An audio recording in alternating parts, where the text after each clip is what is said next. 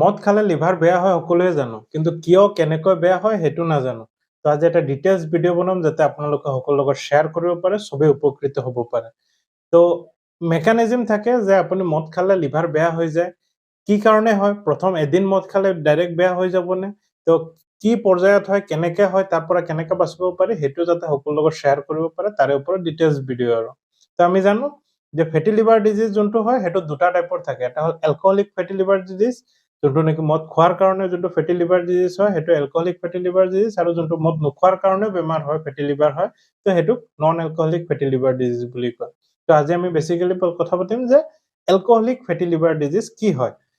Alcoholic ফেটি liver disease মানে যিকোনো প্ৰকাৰৰ যদি লিভাৰৰ বেমাৰ হয় যোনটোত মানে ফেট ডেপজিশ্যন হয়, লিভাৰৰ ফাংচন কমি যায়, ফেটি লিভাৰ ডিজিজ হয়, যোনটো মদৰ কাৰণে হয় সেইটো এলকহলিক ফেটি লিভাৰ ডিজিজ। তো মদ খালে ফেটি লিভাৰ বা লিভাৰ ডিজিজটো কি কাৰণে হয়, তো তাৰ কাৰণে আমি মেকানিজম জানিব লাগিব। ফাৰ্ষ্ট হ'ল যেতিয়া কোনোবা মদ খায়, মদ খোৱাৰ লগে লগে শৰীৰত যায়, শৰীৰত যোৱাৰ পিছত মানে যেতিয়া আমি খাদ্য নলীত যায় যিকোনো বস্তু, আমি খাদ্য খালে হয়তো গৈ পিনে তাত সৰু সৰু ভাগত ভাগ হৈ পিনে শৰীৰত এবজৰ্ব হয়। যেতিয়া এবজৰ্ব হয় ব্লাড ভেচেলছত তাত গৈ পিনে চব মেক্সিমাম বস্তু গৈ পিনে লিভাৰত গৈ পিনে ফিল্টাৰ হয়, ডিটক্সিফাই হয়, যোনখিনি লাগতিয়াল হয় সেইখিনি ৰাখি পিনে বাকি অলাগতিয়ালখিনি শৰীৰৰ পৰা ওলাই দিয়ে। তো লিভাৰৰ একটা কাম আছিলে তেনেকুৱা ডিটক্সিফিকেশ্যন বা যোনখিনি দৰকাৰ নহয় সেইখিনি ওলাই দিয়া। তো যেনেকুৱা মদ খালেও মানে সেইটো এবজৰ্ব হৈ পিনে ব্লাডৰ থ্ৰু দি পিনে লিভাৰত যায়। তেতিয়া লিভাৰত যোৱাৰ পিছত কি হয় যে এলকহল যোনটো থাকে, এলকহল শৰীৰত এটা এনজাইম থাকে যে এলকহল ডিহাইড্ৰজেনেজ বুলি একটা এনজাইম থাকে আৰু সাইটোক্ৰম P450 থাকে। সেইটোৱে কি হয় এলকহলক মানে এলকহলটো ডাঙৰ কম্পাউণ্ড যোনটো থাকে সেইটোক ভাঙি পিনে এচিটালডিহাইড হিচাপে মানে কনভাৰ্ট কৰে, এলকহল ইনটু এচিটালডিহাইড কৰে। তো এচিটালডিহাইড যোনটো হয় সেইটো শৰীৰৰ কাৰণে বেয়া। একচুৱেলি এলকহল যোনটো ডাইৰেক্ট শৰীৰত খাই দিলে, খাই পিনে এবজৰ্ব কৰিলে সেইটো ডাইৰেক্টলি শৰীৰৰ কাৰণে ইমান বেয়া নহয়, কিন্তু শৰীৰত যোৱাৰ লগে লগে সেইটো যেতিয়া এবজৰ্ব হ'বই, শৰীৰত গৈছে মানে এবজৰ্ব হ'বই, এবজৰ্ব হ'লে সেইটো শৰীৰত গৈ পিনে লিভাৰত গৈ পিনে এলকহলৰ পৰা এলকহল ডিহাইড্ৰজেনেজ এনজাইম দি এচিটালডিহাইড হ'বগে।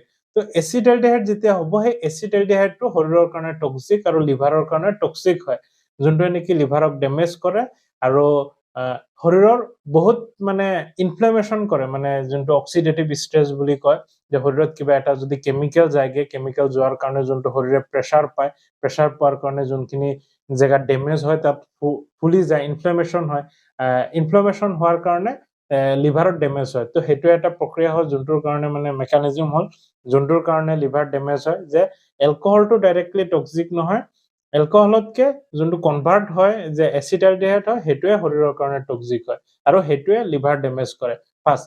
ছেকেণ্ড, আমি খাদ্য খাম, যিকোনো বস্তু যেতিয়া শৰীৰৰ পৰা এবজৰ্ব হৈ পিনে লিভাৰত যাব তাত বহুত একেলগে কাম হৈ থাকে, ইটছ লাইক এটা ফেক্টৰী, যে অলপ জেগাখিনিত এলকহল মেটাবলিজিম হৈ আছে, ক'ৰবাত ফেট মানে মেটাবলিজিম হৈ আছে, ক'ৰবাত কাৰ্বহাইড্ৰেট মেটাবলিজিম হৈ আছে। তো এনেকুৱা চব ফাংচন একেলগে হৈ থাকে।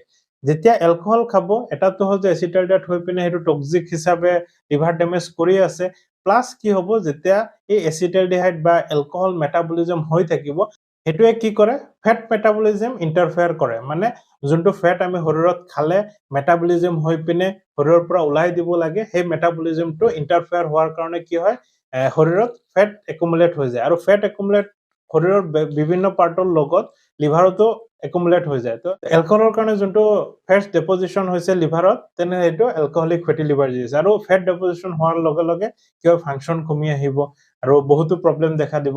তো সেইটো এটা কাৰণ যে এলকহলে যোনটো বাই প্ৰডাক্ট ওলাব এচিটালডিহাইড সেইটো টক্সিক হয়, প্লাছ সেইটো মেটাবলিজম হৈ থকাৰ কাৰণে ফেট মেটাবলিজম কম হ'ব আৰু লগত মানে ফেট ডেপজিটো হৈ থাকিব। তো এনেই লিভাৰটো বেয়া হৈ আছিলে তাতো আকৌ ফেট ডেপজিট হৈছে, আকৌ বেয়া হৈছে, তো সেইটো একটা ভিচিয়াছ চাইকেল হৈ যায়। তো আৰু একবাৰ মদ খোৱা পেচেণ্টে মানে তাৰপিছত মদটো এৰিব নোৱাৰে, যে কেইদিনমান ৰেষ্ট দিলে হয় পিছত আকৌ খালে হয়, তেনেকুৱা কেতিয়াও নকৰে আৰু সেই তাৰ ওপৰত খায়ে থাকে, তো সেইকাৰণে লিভাৰটো ডেমেজ হৈ যায়।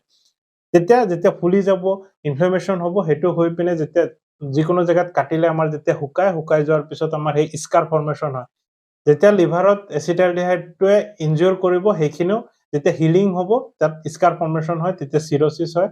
তো ইয়াৰ পৰা বাচিবলৈ এটাই উপায় আছে যে যোনে মদ খায় মদ এৰিব লাগে, আৰু এৰিব লাগে মানে কোনোবা খাই আছে যদি পৰিমাণটো কমাই যদি গেপ লৈ পিনে খায় তেনেহ'লে ডেমেজটো হোৱাৰ চান্সেছ কম আছে আৰু কিবা নহয় কিবা ডেমেজ হৈয়ে থাকিব জাষ্ট সেইটো বহুত লংগাৰ পিৰিয়ডত গৈ পিনে হ'বগে তো সেইকাৰণে মদটো এভইড কৰাটোৱে চবতকে ভাল সেইটোৱে একটা উপায় আছে যে এলকহলিক ফেটি লিভাৰ ডিজিজৰ পৰা বাচিবলৈ তো সকলোৰ লগত শ্বেয়াৰ কৰিব যাতে কি কাৰণে হয় এইটো সকলোৱে জানিব পাৰে আৰু চবকে এৱাৰ কৰিব পাৰে যাতে নিজে বাচি থাকিব পাৰে বাই বাই